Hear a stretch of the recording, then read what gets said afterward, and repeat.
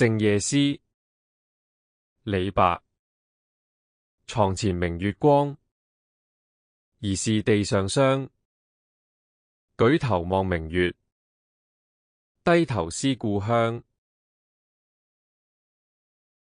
靜夜思，李白。床前明月光，疑是地上霜。舉頭望明月，低頭思故鄉。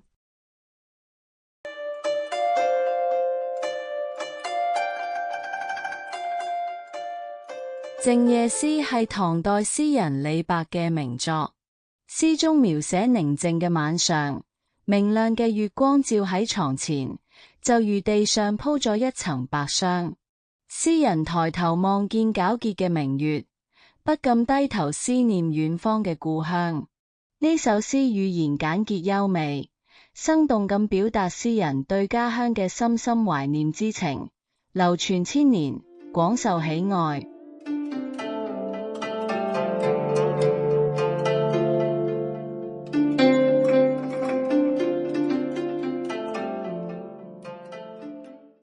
靜夜思，李白。床前明月光，疑是地上霜。舉頭望明月，低頭思故鄉。靜夜思，李白。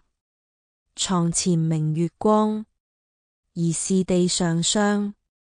舉頭望明月，低頭思故鄉。